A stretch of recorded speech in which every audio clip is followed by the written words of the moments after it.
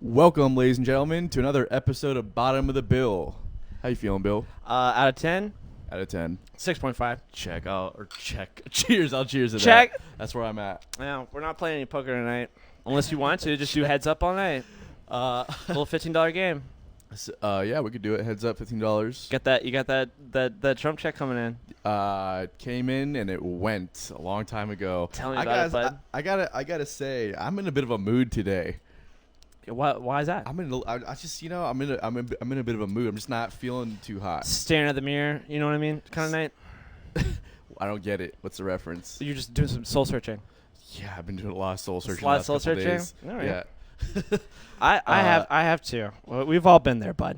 So before we get started with everything, we just want to today we're doing just kind of a Bill and I original podcast. An original podcast Yeah. where we're taking it back to the roots 9 weeks ago, and we got a couple things coming up. We're going into the studio this week, so we'll be talking a little bit about that and the preparation.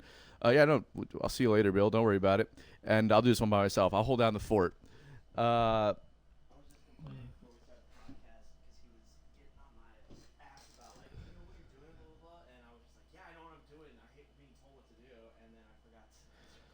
Oh, nice. Yeah, that's good. Love that. We're feeling good today, guys. We're feeling good. And so, yeah, we're going to be doing some prepping for the studio. We're talking about what the prep for the studio is like. And then we've got so we're going to the studio this week. Why do we have the money to go to the studio? For the fundraiser that we did. And that's what I'm trying to get at. We want to thank all of y'all for giving us all the money for our fundraiser for the studio. We get to go back to Miami. Fort Lauderdale. But it's okay. Not the same thing. Not the same thing. But it is. I do. Dogmatic Studios is where we're going to be recording at. We're doing a podcast next Sunday from there also. Me, Billy, Aaron, Christian Salazzo, the owner of the studio, Jason Sudewi, the engineer there. It's going to be a lot of fun. We're going to be talking about all kinds of cool stuff. But today, we're talking about the prep for the studio and just no audio on Bill. What's going on with you, Bill? Mother. Oh, see, Bill doesn't like to be micromanaged, but then sometimes he likes to, half-ass it, would you say, and not do his thing. Is he good now, David? Let us know. I didn't have my microphone on. We're on fire today. Firing all cylinders. Anyways, we want to before we continue, we want to urge everybody to support the places that have supported us. Yeah. Brews Riverside, Wicked Barley Brewery. All the places, and all the places that have kind of partnered totally have. or that have definitely partnered with us over the last few weeks. It's going to be, we urge everyone to support them. Brews gives you 10% off your next order at when you go there to. You're still laughing?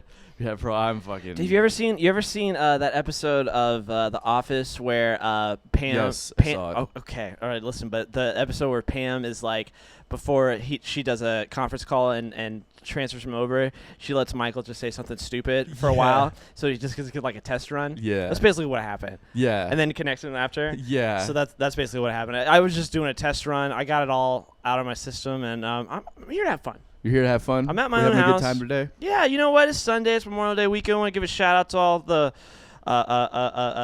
men and women who are in service. I understand that Memorial Day weekend is not about veterans, but for the people that have passed and everything. But I still want to give a remembrance to them. My papa, he was in the Korean War, and he's done passed away. But anyways.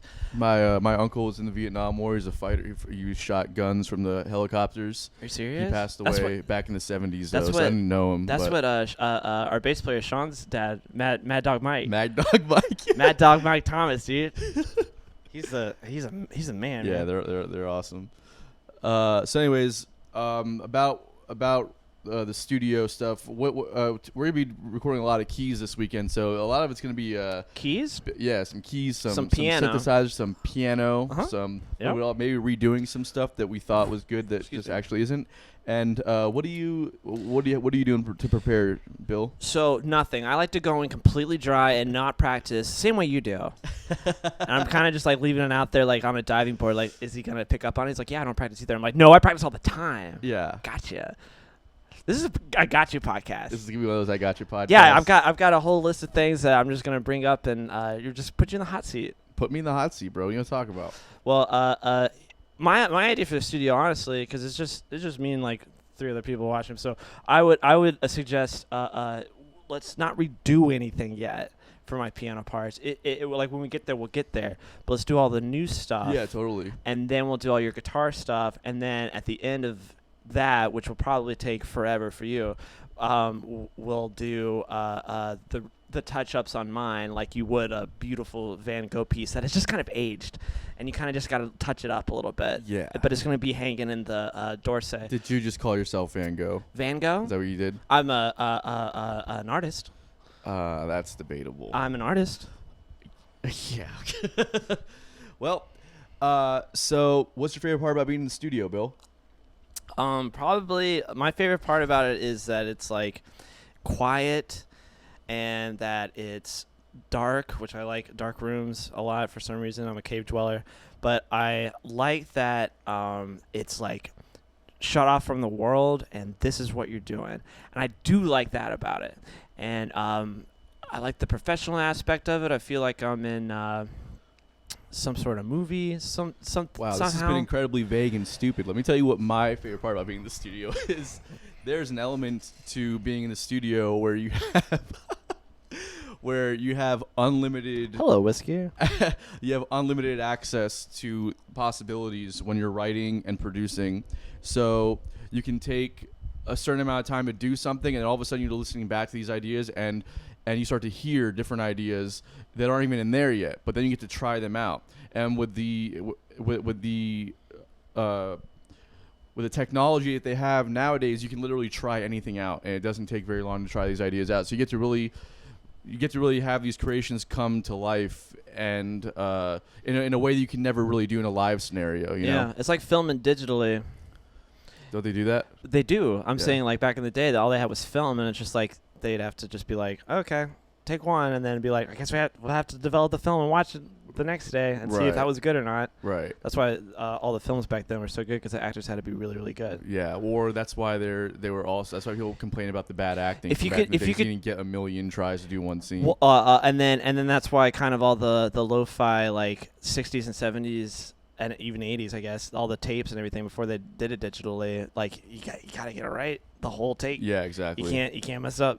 Exactly. And now it's easier and you can do better things with it, but I feel like it's kind of like I don't know, maybe I'm just being an elitist or something like that, but it seems like back then if you were in a studio musician, you were above everybody else. Yeah, well, back then you didn't, like you said, like you didn't have the opportunity Can't to mess try up. things a million times, Exactly. or to punch in and redo your You're part. gonna run here. out of tape. Yeah, Now you just Or- run out of time or money. or you didn't even have, like, the technology wasn't there to do it as precisely and as quickly as you can now. That's true. So whereas back then it probably took you longer to punch in a spot.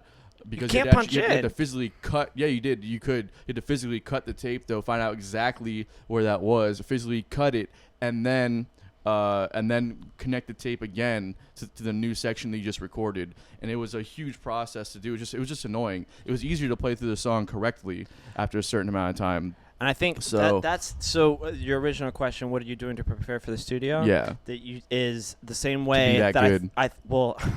I wouldn't say good. I would say great. And then secondly, what I do is I practice constantly the same thing that I'm going to have to do, almost like I'm going to play a recital. Yeah.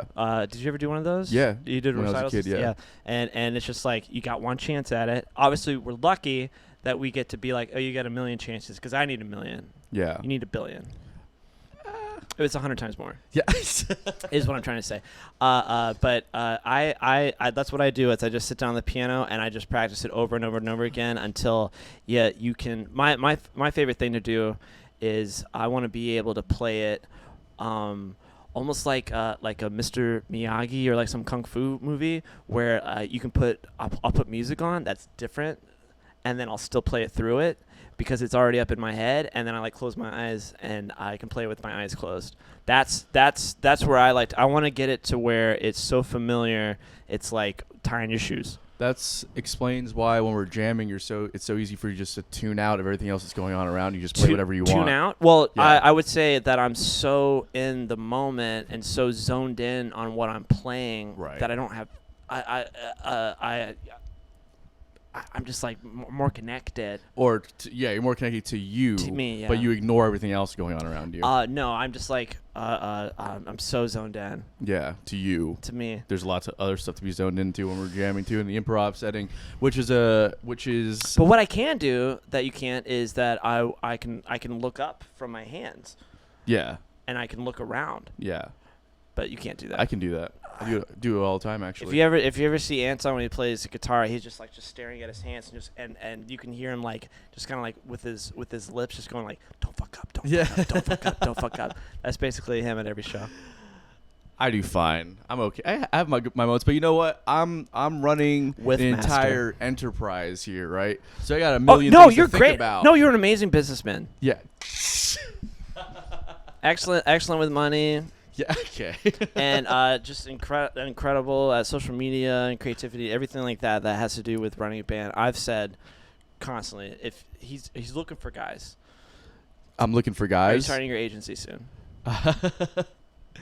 Hey, Catherine. Hey, Brian. Thanks for tuning in, guys. Brian is a manager Hey, Miss over at Katie. Monkey's Uncle, and yeah, we can't wait to be back there either, man. We're fucking. Brian, are you having music yet at Monkeys? I want to play a show so we're bad. we're trying to play some music, you know. Even if we have to wait until July, I've got it on my calendar. I'm just trying to be as cautious as possible. I'm not playing a show till September. That's fine.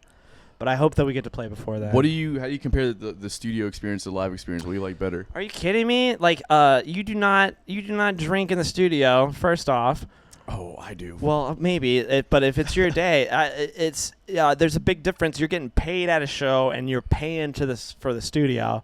This is you don't go in there messing around. It's the most serious thing, I think, for me, anyways. Is playing is recording in a studio. That's the most serious thing that you can do. Yeah, for sure. I think that I don't know if I would compare the two of them as to what I like better. I think it's really hard what to do you capture. like better? Yeah. What do you like better? Playing a show. Playing a show. Being in a studio is like what I'm gonna take what you want to say already is like being under a microscope. Sure. I was gonna say something like that. But. And if you have any sort of insecurities, which I don't, but if you have a little bit of them, you're the most secure guy that I know. If you have no securities, I have a lot of them, a lot of securities. Yeah, lots of securities. And you get a little bit anxious, and you get a little bit I keep on messing up, and then you get in your head, and it's hard. It's very hard. But when you're at a show, you play the song, it's over. It's not like you're going to play Tom Petty's Arms Wide Open. What's it called? Last Dance with Mary Jane? No. The Wide Open song. Great Wide Open. Into the Great Wide Open, yeah. It's not like we're going to play that song, 10 times in a row until we get it perfect at a show. Right. Well, you're in the moment. I'd much rather be in the moment than have to repeat myself. I think I think there's two different aspects of it. I don't know that I like one better than the other, but I will say that it is hard to recreate that feeling after a really good show. It's hard to recreate that feeling. However, it's equally as hard to recreate. That's a good point.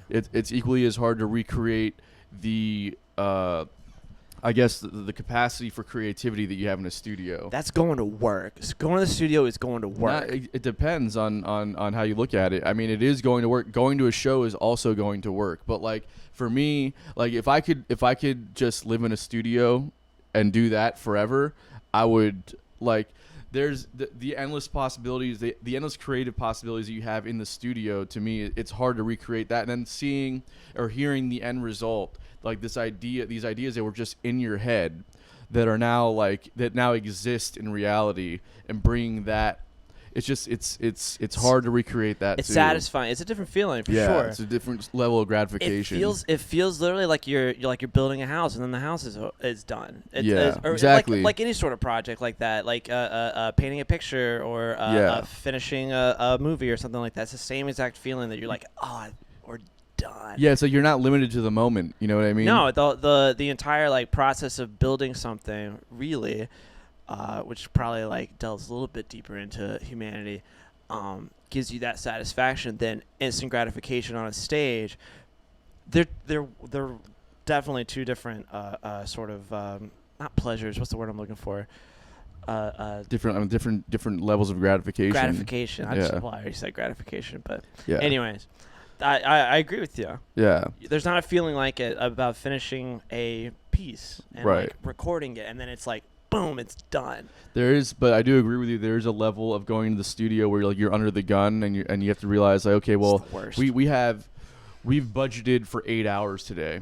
So if we don't nail this within this time frame, then that can be an issue. And then having that in your head while you're actually trying to perform in the studio, that does create a level of anxiety. And also just knowing from the artistic side, just knowing that whatever you play is there for like permanently, right? So it has to be the best. perfect. That's yeah. why I'm seeing that Mr. Miyagi kung fu thing. Like that's where my zoning in and being like, I don't know where I am right now. Yeah.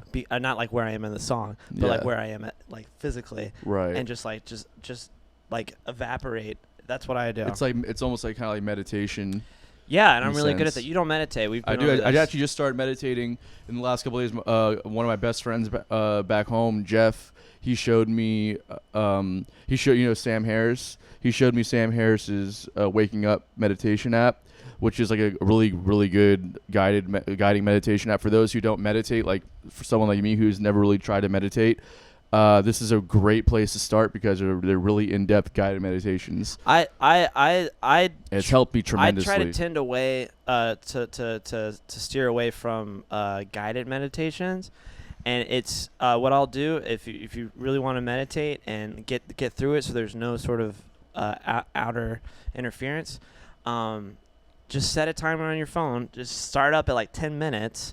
And then just lay there and try to just get rid of every thought that you have and think about nothing. I know it's impossible to really like grasp, but if you just sit there, set a timer, and just that's it. You can. I think that's what I do. Sam Harris does a little bit more advanced though. Well, yeah, for sure. But I've just been doing it forever. What Sam Harris does is he kind of like he kind of intervenes when like your thoughts start to kind of go into like a rampage or like just go off into like the abyss. He kind of catches you in that moment because he just knows it's starting from a beginner standpoint and kind of can guide you back into the thing. Speaking of moments, Davis said, are you able to create moments in the studio? One of my favorite moments in the studio that we had was we had to record all of your parts for the guitar. And so it was just me and Jay.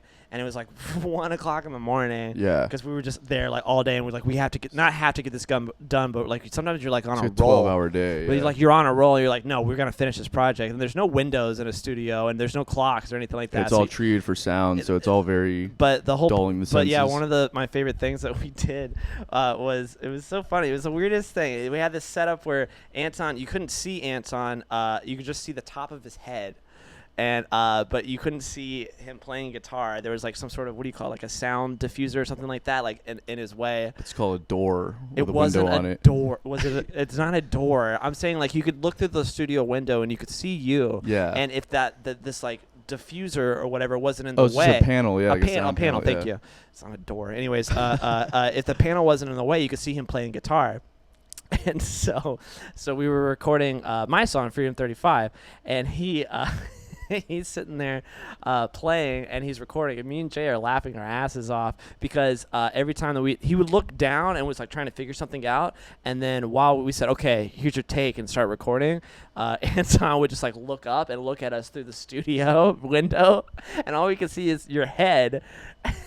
And it was just so funny. Me and Jay were just laughing our ass off. We're like, why is he looking at us? And like we couldn't see you play guitar. It just looks like you were just like smiling. That's right. I don't know. I was really happy about what I was playing. It wasn't even that. I thought it was so weird. But yeah, David, to answer your question, you can create moments in the studio. There's times when like I'm a big fan of. So like after you've taken the perfect track, like after that track has been recorded and you're like, okay, that was it, we're done. I like to do what they call kind of just like a wild take, where it's just like play through the tune and just play like whatever comes to your head in that moment. Try and play that. And sometimes those end up being the best takes because. And then you can mold them. Yeah, you can mold them. You can take parts from here and take parts from there and kind of like implement those in certain areas. And then what ends up happening is you just created that. You really captured that moment. And that moment now exists in that song.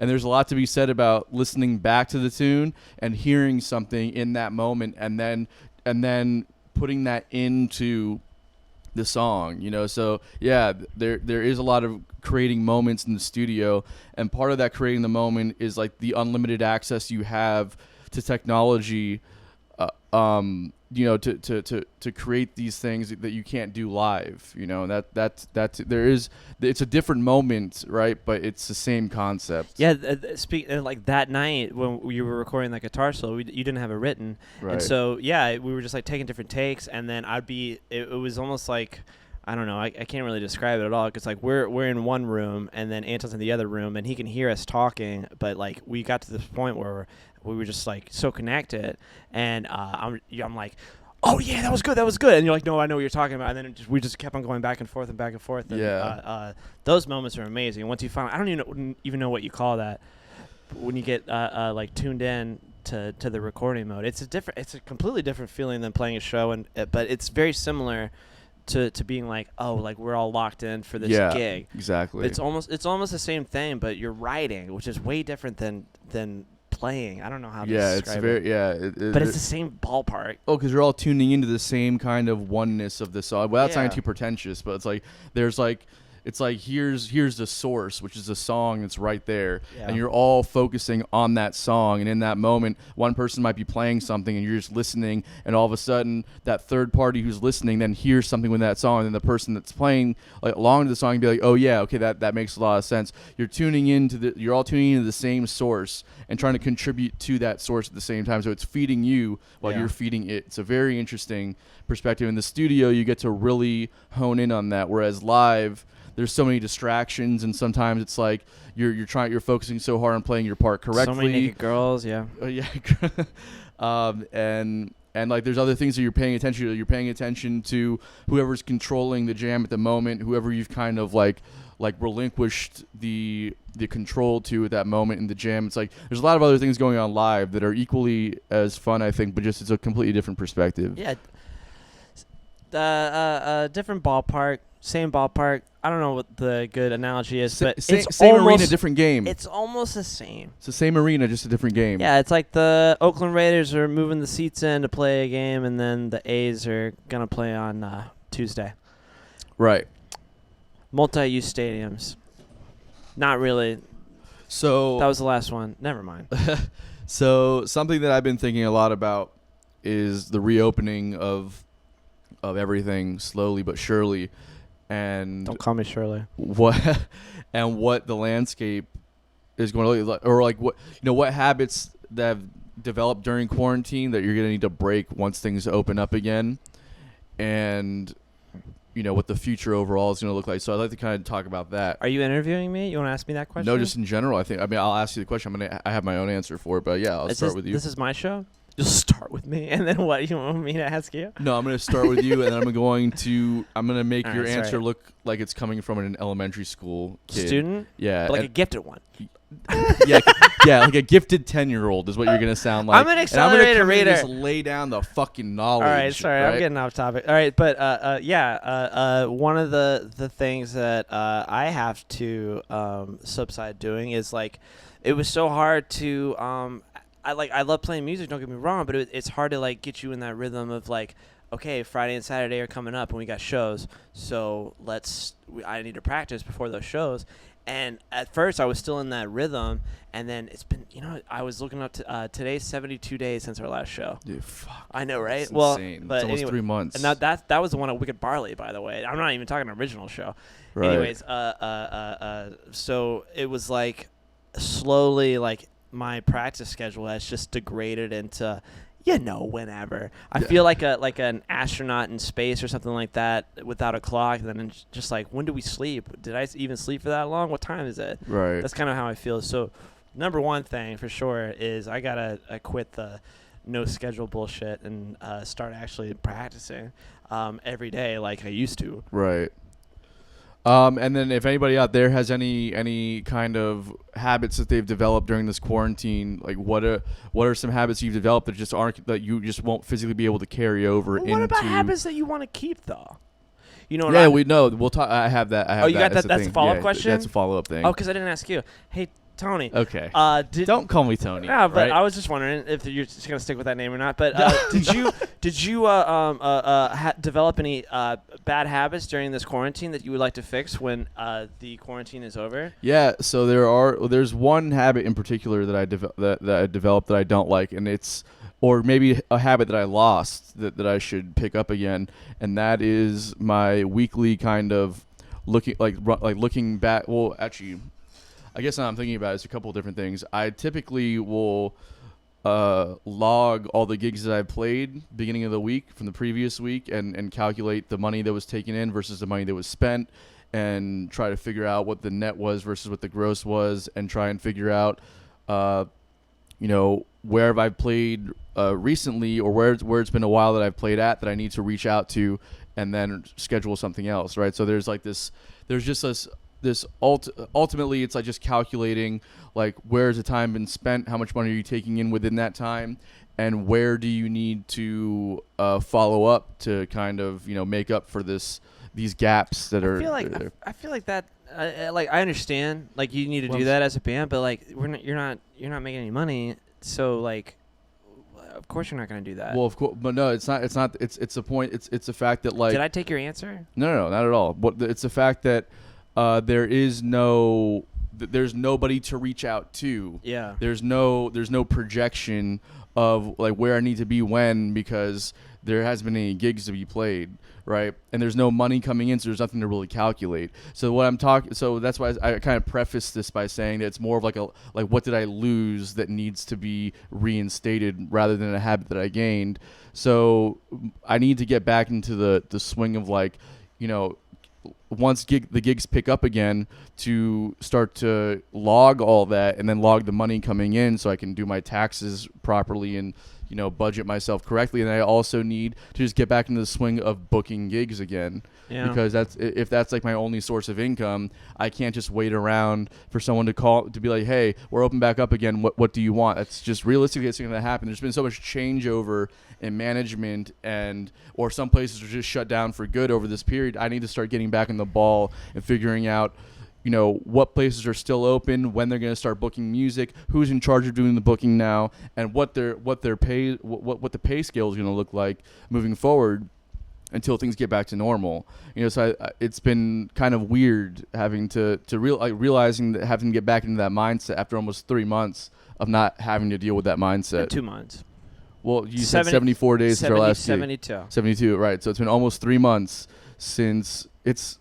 Yeah, closer to 2. Okay, but what I'm saying from my experience, it's been at least 2 months and 2 weeks. Your experience? Yeah, of having to book gigs and be the person. Do you experience time differently? What I do with that time, I experience differently. Yes. Because normally our phone is just ringing off the hook. Just when can you play? When can you play? And like what? Like my phone play our gig. My phone is ringing off the hook. $5,000. We'll give you all the money that we have. We just need you to play one song.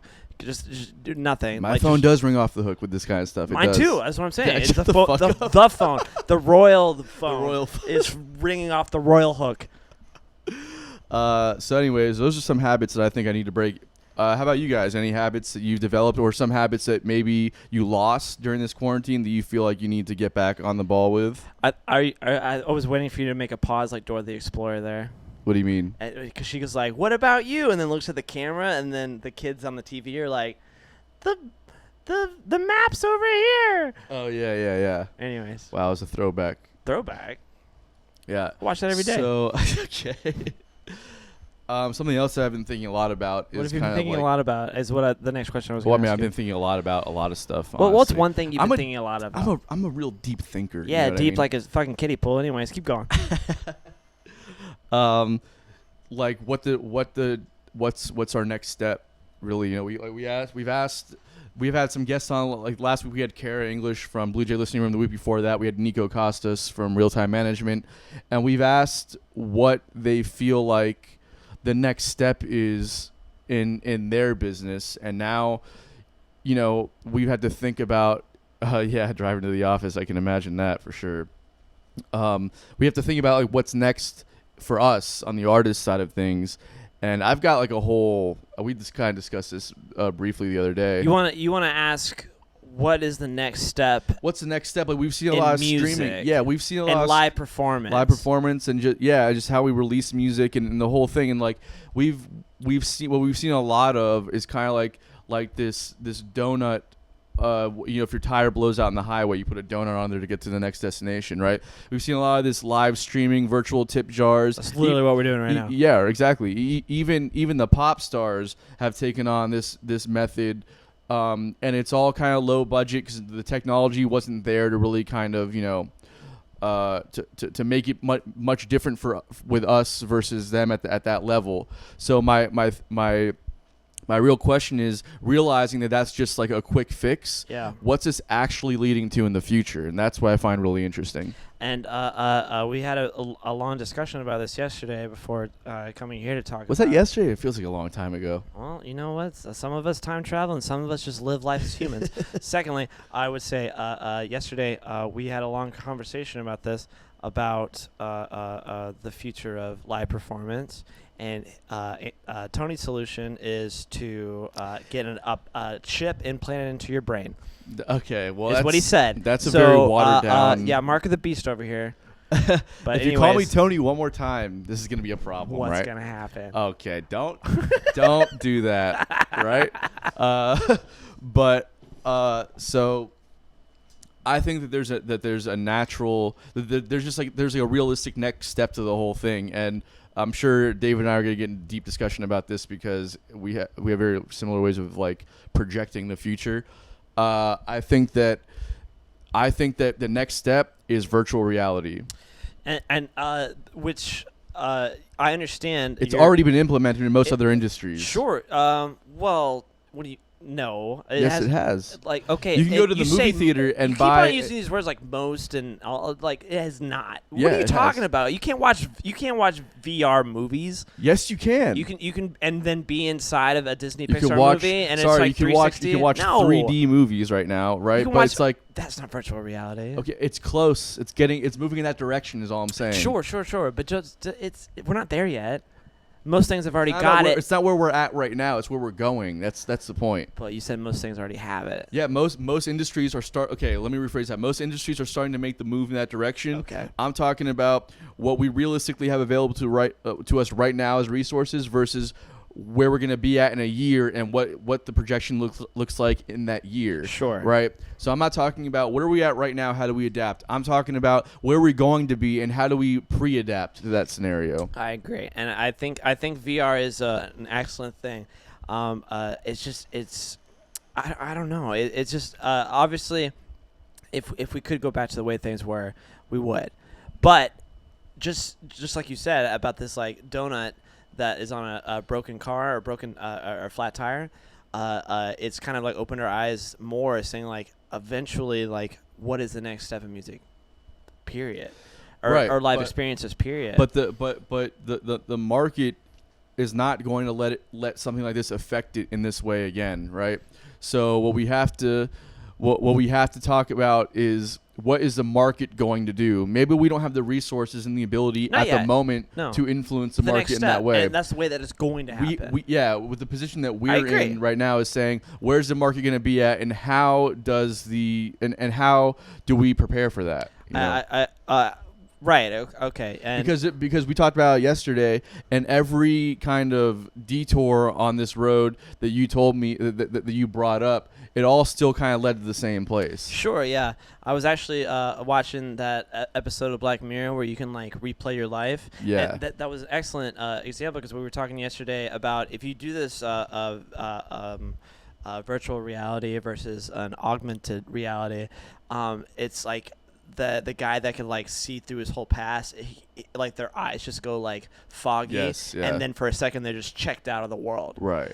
And so I feel like the reason why virtual reality and like the Oculus Rift and all that stuff hasn't really caught on for all this stuff is because most people, humans, I would say, not that you have any relation to them, but I would say that humans want to like watch TV and then also be in the actual reality experience. That they want to watch something and then also be at their house and everything like that. Right. And so when you put like a virtual reality simulator on if we got to that level where it's like, hey, I have a suit and I can feel and I can even like walk around and it just feels like I'm actually there.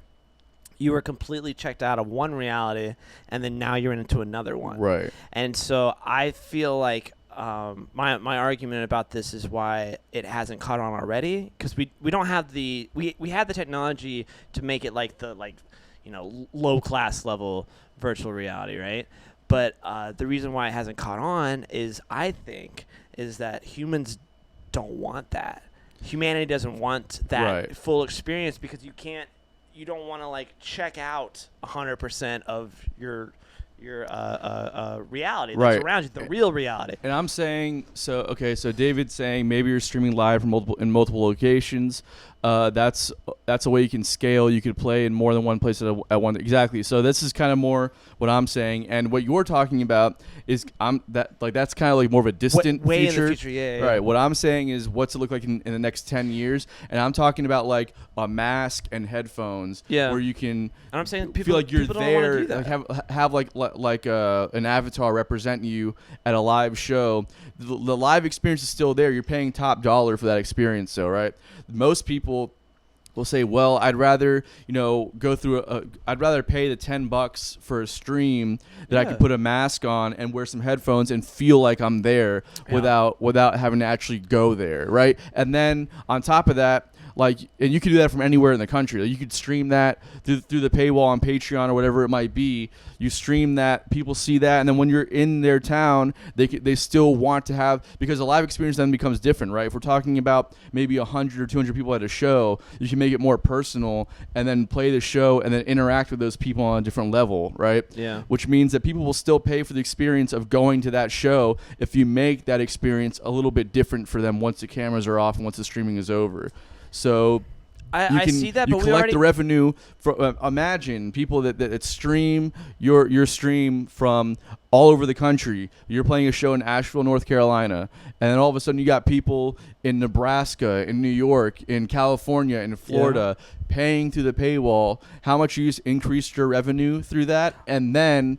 When you go back to those areas, you still get the people that want to pay the top dollar for the idea of exclusivity in the show.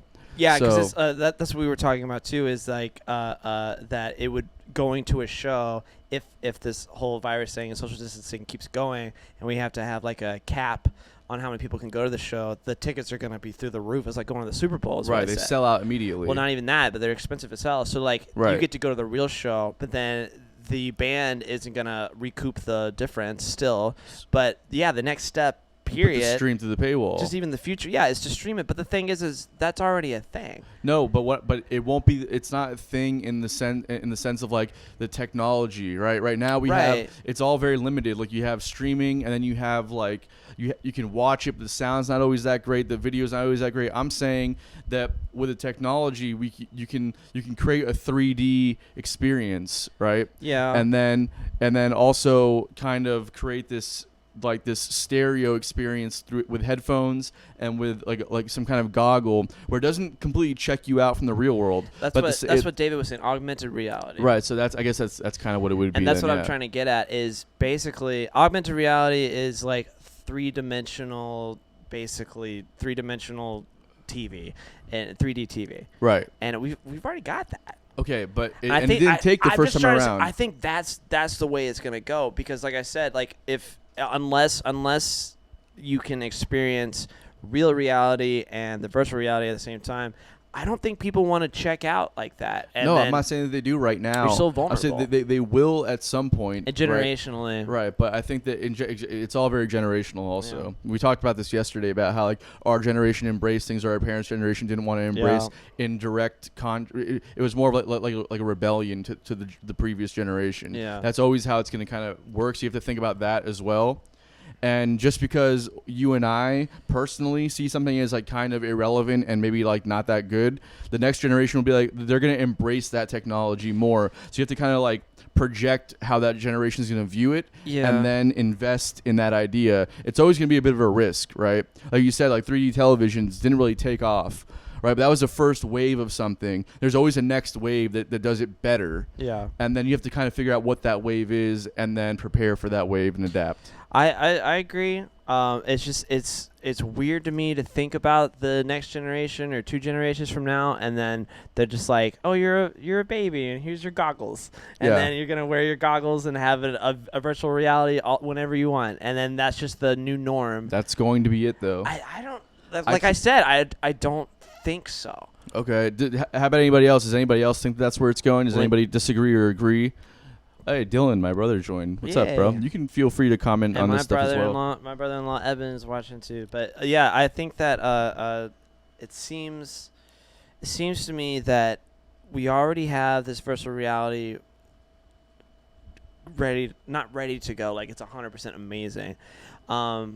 We don't have like the body suits where you're like. What's that movie? Player One Start. You know, where you can like go around and it feels like you're really there, like your whole body feels it. But it's just like your audio and visual, which is 2 out of 5 senses. Sorry. It's in the queue though. No, and exactly. And so like, where is this going? And then that is definitely going to be an option. Yeah. I definitely think that's the way it's going to go. I don't think that's the way that in my world you're almost making me picture like a Blade Runner sort of movie, which you've seen 100 times, I'm sure. And where, I've never seen Blade Runner. You've never seen Blade Runner? Never saw Blade Runner. What are you doing? Anyways, but where like the technology is completely changed, and it's like this is the way the world is now, and nobody thinks twice about it. I don't think it's ever gonna go to that. I think people like humanity, and they like congregations, and that's never changed.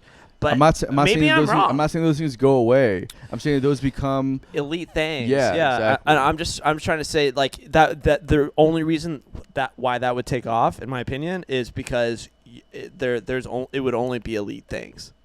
I don't know. I feel like it would be almost elite to say too, to experience that super virtual reality world too.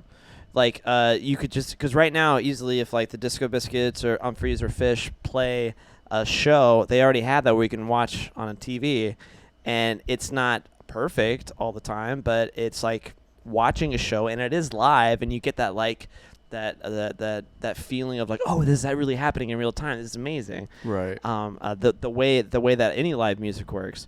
But I feel like the next step up, 100% to experience that would be the VR, right? Right. And that ain't gonna be cheap. The cheap version would be the stream, right?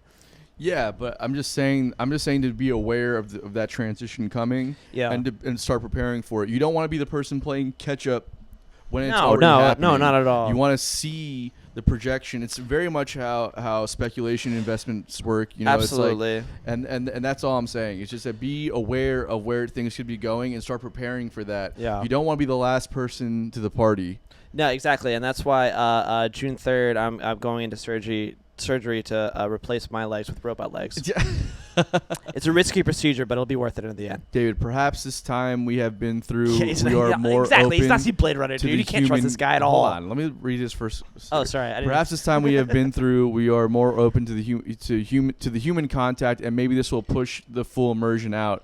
I mean, maybe, but I don't think so. It's going to be a pendulum. Like we're going to shift completely in one direction, and then in my personal speculation, you're going to see the virus spread again in that, and then people are, instead of having a government forced shutdown, people are going to make the conscious choice to stay home, and I think that's when we're going to start to see we're going to reach a homeostasis at that point. We'll see certain people still paying for live shows, but capacities are going to change, so there literally won't be an option there won't be an option for more people to go to live shows. So there's going to need to be something that kind of bridges the gap.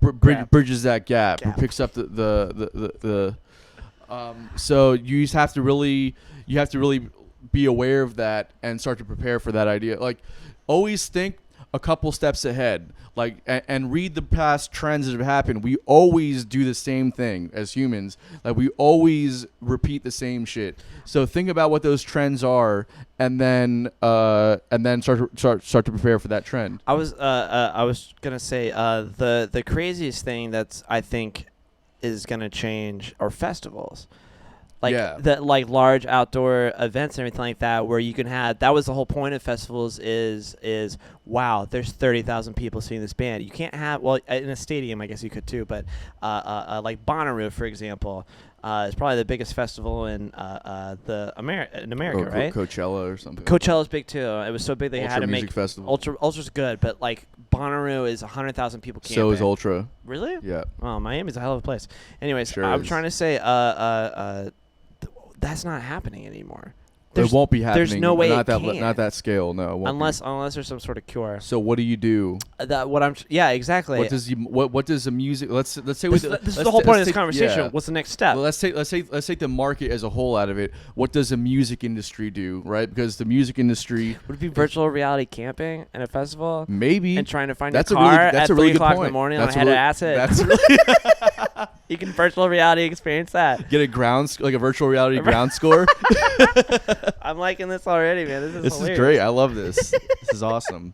I know Dylan knows what I'm talking about. Well, anyways, I think that a virtual reality festival, it could happen, but it's mostly the live experiences. Right now they're already trying to do a version of that, which is the drive-in music festivals. Which David recently had someone on his podcast, the Toilet Paper Fortune Cookie podcast. Was it Micah? It was Micah that talked about it from Midwood Entertainment up in Charlotte, North Carolina.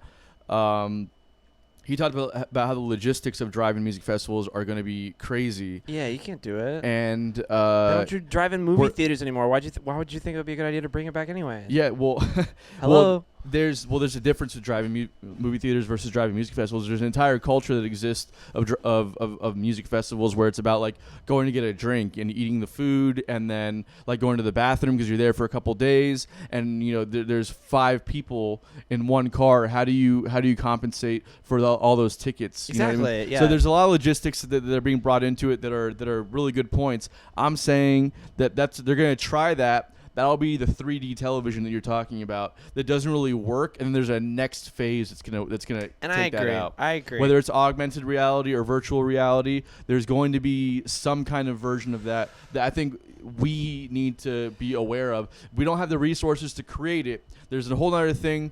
Yes, Micah Davidson. Yeah. There's a whole nother thing of creating that urgency in the market, but we don't have the resources right now to do that. No. So we have to kind of speculate where it's going, prepare for that, and then once we prepared and we can make that market work for us, then we can create the urgency in the market after that. I agree. It just seems like the way that you're thinking about it is right now we want virtual reality and everything like that now because it'd be amazing because of the urgency of the fact that we can't do live shows or we can't go live sports or anything like that. Yes, Ben, 100%. Sorry, I didn't mean to cut you off, but that's something else I brought up the other day. No, because nobody DUI. drinks at shows. Right, that's the whole thing. It's like you can't. Do you sell drinks to people that are driving to a music festival? You can't do that, right? I mean, It's like, yeah, that's the whole point. But liability, exactly, the insurance and all that. Micah talked about all this stuff as well. This is all very good stuff. But yeah, I feel like your urgency is because we can't do it anymore. That's what humanity does, is like they try to fix that problem, and this is the way we're going with it. That's what the market does. Humanity is it's too broad. There's one thing that creates the urgency, and that's the market and the consumer. Yeah. Because the market creates the urgency, the consumer buys the product. But what I'm trying to say is this: is pretend that this coronavirus never happened. Right. Do you think there would be the same thing? This would still be the future? I think this would still be the future. I think that the coronavirus just expedited the process. And I'm trying to say, okay, so you may be right, but I'm trying to say that I think that it is still going to be a luxury because, yes. or not even a luxury. I don't even know what to describe it. It'll be a luxury thing for sure. It's just like nothing beats the real thing. You can always use that argument, but I think you can't ever really get the feeling of going camping in Swanee and then everything that comes There's with that, it. and then Maybe you can 100 years from now or something like that. Maybe not it won't we be still maybe had it won't be trees? it won't be in our lifetime, I don't think. No. But Ben brings up a good point about the premium insurance, which means you have to spend more. This all affects your overhead, right? And then your overhead goes up with these drive-in concerts or festivals, but then your recoup of those costs through ticket sales and sponsors goes way down. So this is why logistically these drive-in concerts are going to have a huge. They might be able to work it out. I'm sure. Like, it sounds like cool. They might be able to think of a way to work all this stuff out that I'm not thinking about, because to me that doesn't seem like the end. That seems, again, this is like the second donut on the second wheel of the ticket tire that blows out on the highway. Because drive-ins were like really popular in the 50s. I'm talking, and in the 50s, and there were no DUIs back then. These are quick fix solutions. These are band-aids. So DUIs right? no more. Josh Koch, my boy, right there. I haven't seen that dude in forever. What's up, man? Thanks for tuning in. But yeah, that's what I'm trying to say, Ben. Is that it's if we got to a point where Anton was saying that we put a chip on our head and basically like we're just like we're there, and it completely replaced the real thing because it felt just as real as if we were there. I'm not even saying that. I'm just. Well, you said that yesterday, and then I think that everybody would make that jump because everybody would go to that festival. It'd be awesome. What I'm saying is, okay, so Ben, what you're saying is the which is basically what Billy's just kind of adding on to it, is that Ben is saying the underlying demand is still there. The culture is what Billy is saying is that it's irreplaceable. What I'm saying is that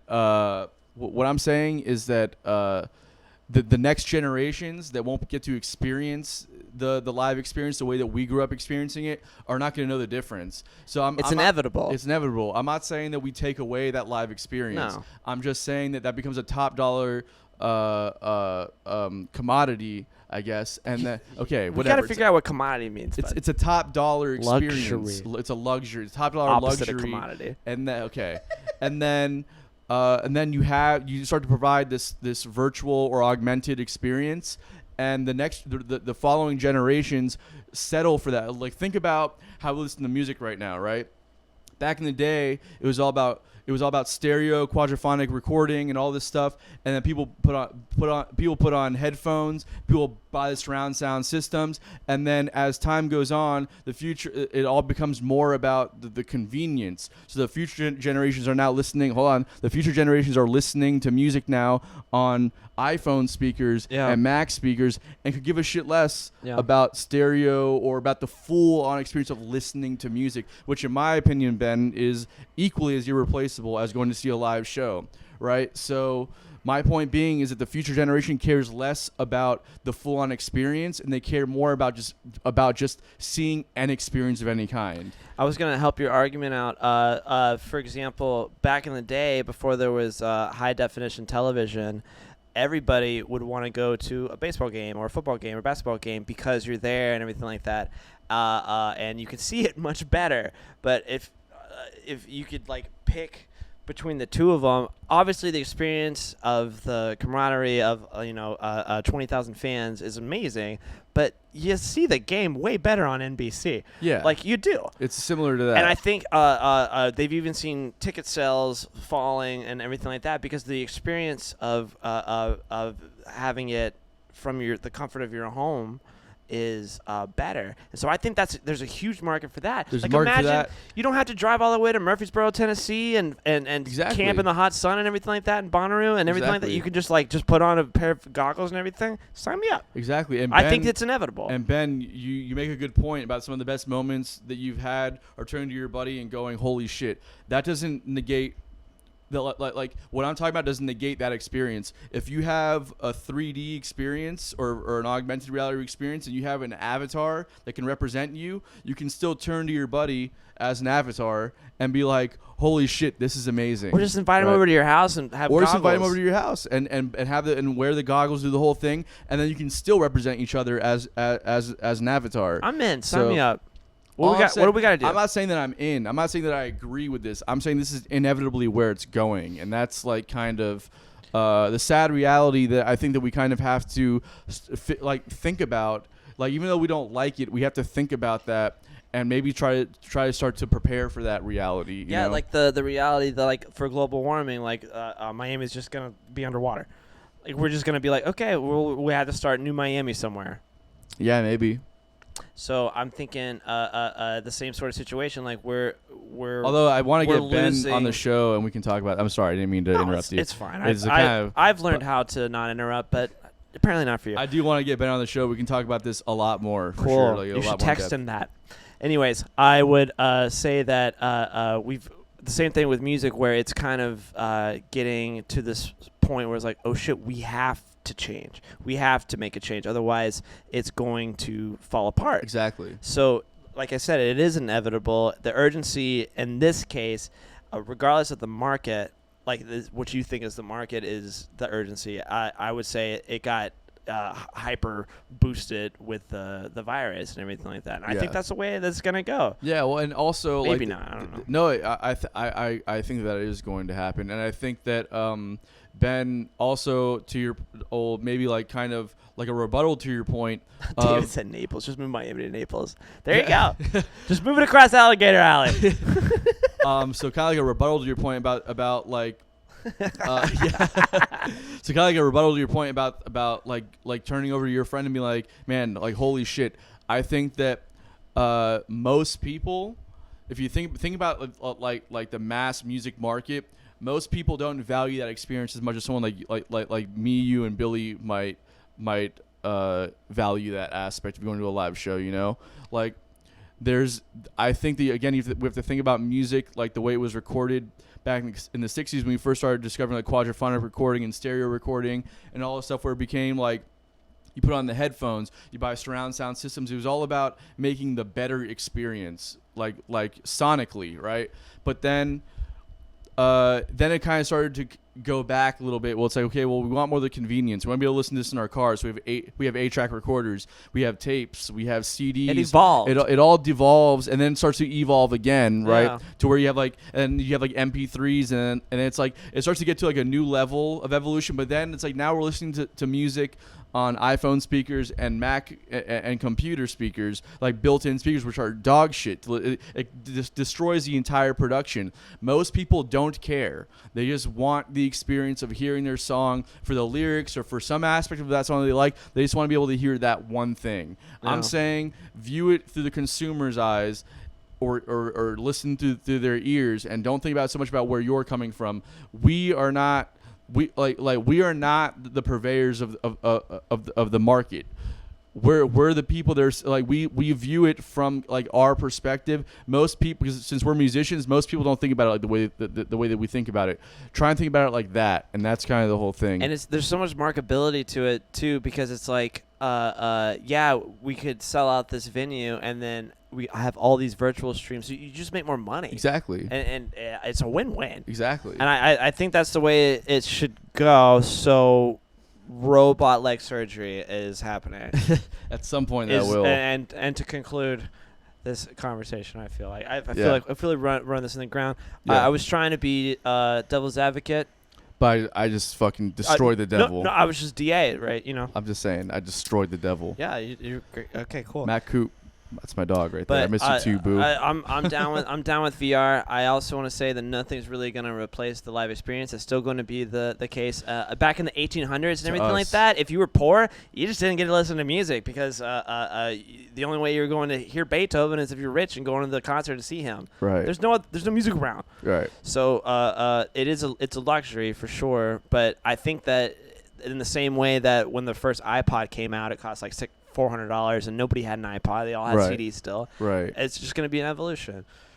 But as far as to what a band needs to do to get to that level, I have no idea. Yeah, we're going to figure it out. We'll figure it out. We'll get back to you. And Ben, like you're right. I feel like there's an aspect that's correct. I'm saying that the live, like what does a gathering look like after this? That's all. That's really what my main point is what does a gathering look like after this? Looks like my family reunion. So a lot of like cousins and let's get into that, shall we? Anyways, unpopular opinions. Oh, we're wrapping it up? Yeah, we're gonna wrap it up. All right. Unpopular opinion. Who's first on the docket? I think you are for Bill sure. is? Well, can I read it? No, Is this I've mine? got it. I've got it. And I'll read yours. I'm the first one actually. Oh, you're the first one. To me, high-waisted jeans have to go. High-waisted jeans on men?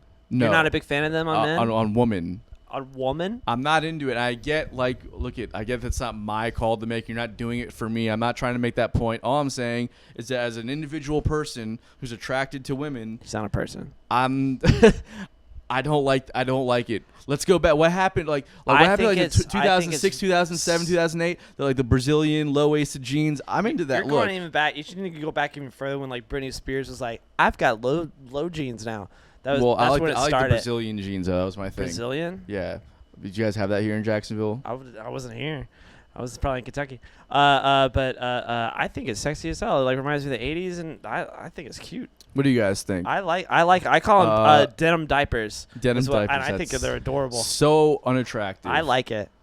Yes, I hate mom. Thank you, David. I agree with you. Mom jeans. Yeah, I'm jeans. I'm about mom jeans. This is the next couple are yours. Next couple. Well, I'll give you one in between. Unpopular opinion, and I don't think it's that unpopular. Ghosts are not real, and even if they were, not scared. I disagree. Go to church. Come I at disagree. me. I Are you disagree. kidding I don't me? go to church, and I disagree with that I'm just statement. saying I'm not scared. That's a little scary. I will tell you. So the reason why I brought this up, anyways, is because I just moved into this house on Gilmore Street. Whoops. In Riverside, Jacksonville. I won't give you my whole address, but I'll give it to you. Send me a no, DM. I'll give you, relax, I'll okay. slide into the DMs. I'll send it to you. Okay. All right. But what I'm trying to say is, every night at like 5 o'clock in the morning, I'll go outside and have a cigarette, and I'll sit outside, and I hear in the leaves, I hear a person walking around. I thought it was a possum or one of them pointy-nosed cats, the raccoons. Raccoons, you call them down here? The raccoons. The raccoons. And I thought for sure that it was ghosts are not real. And also, so I agree with you, Michelle. I don't, and if they are real, I don't care.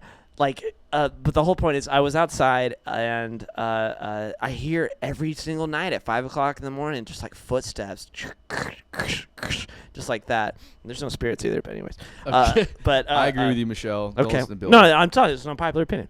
Yeah, it's unpopular. So I realized after like a couple weeks of this that I have a floodlight at the back of my house. Mm-hmm. So and it's motion tracker. So I turn it on. And I go back out there again, and it takes like a little while to turn on, and then like 30 seconds later, it just like turns on because somebody's something's walking back there, and there's still nobody out there. And as soon as that light came on, no more footsteps. The Ghost of Gilmore. Goes to Gilmore Street. Yeah. Here's the thing, if it's real, come at me. Okay. What are you gonna do? Why are people scared of ghosts? Well, there's a lot of different reasons. Because they can't explain it. Yeah, that there's something about that for sure. Come And you at can't me. control it either. Who Like cares? it just. What do they want? First off, and secondly, what are they made out I don't of? know. Okay, I hate that question so much. It's so stupid. And We've then talked about this. last thing about ghosts, show me a picture. Just one picture Oh of a my ghost. God, Just show me a picture of a ghost. And then here's the last. Okay, I keep on having a lot of points, but this is the last point. Ghost worst weakness: sunlight.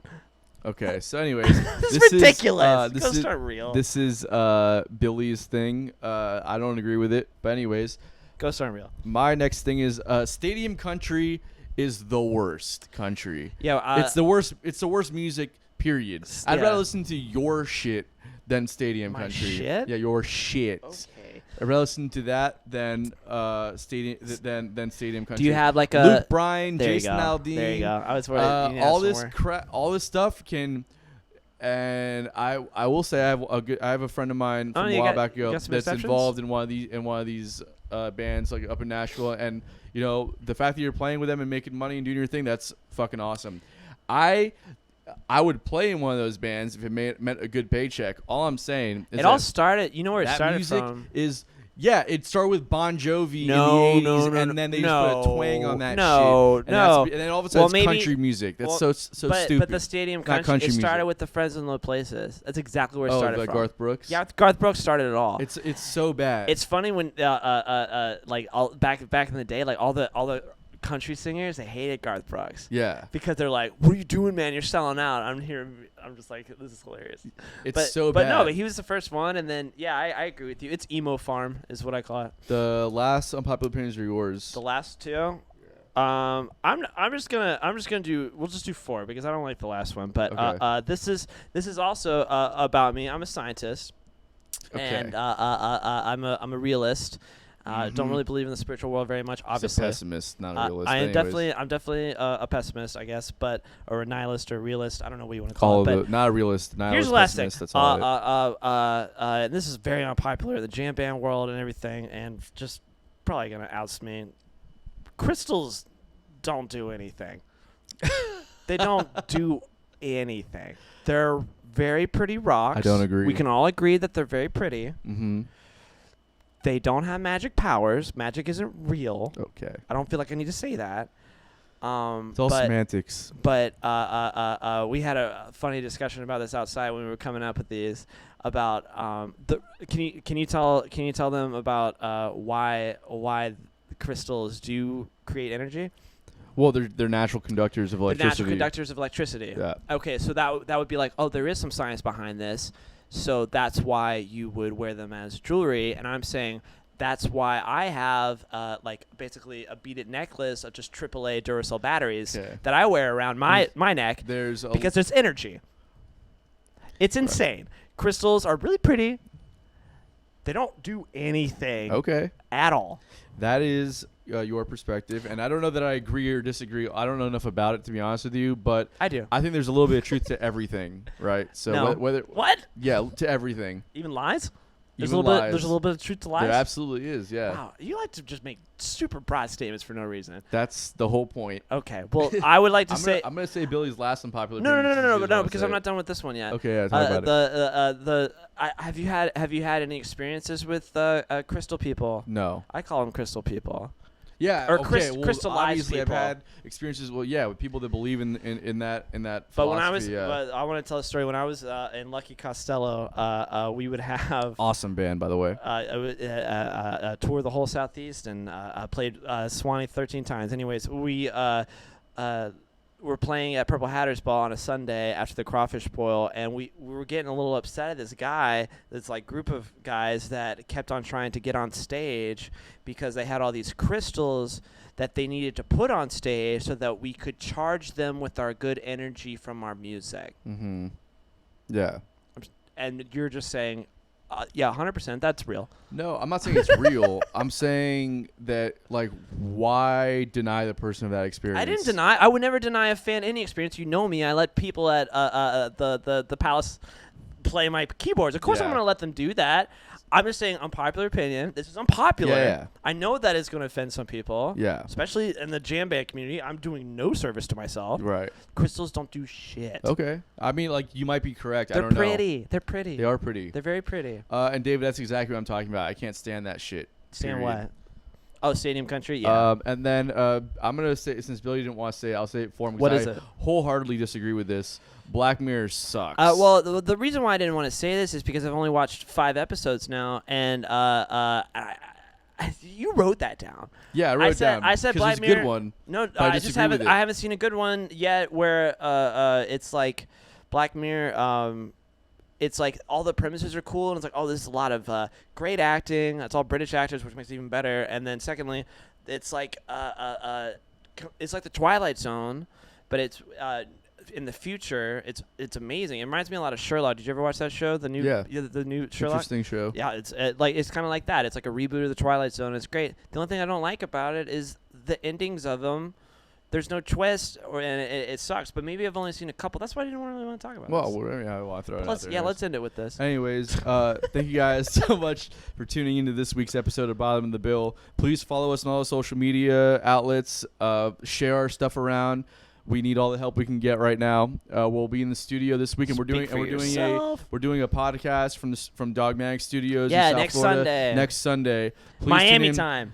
Okay, 6:30 p.m. And I don't know. We got 7:30. Are we doing 6:30 again? 6:30. We did get some good response and views. 6:30. So we might just start doing 6:30. We'll talk about it more. We'll keep you filled in. It'd be good to do 6:30 because when I like football 6:30. season starts, then we could do it for an hour, and then if you want to stick around for Sunday Night Football, NBC. Yeah. I I love football. We'll see you guys next week. Thank you so much for tuning in. Adios, muchachos.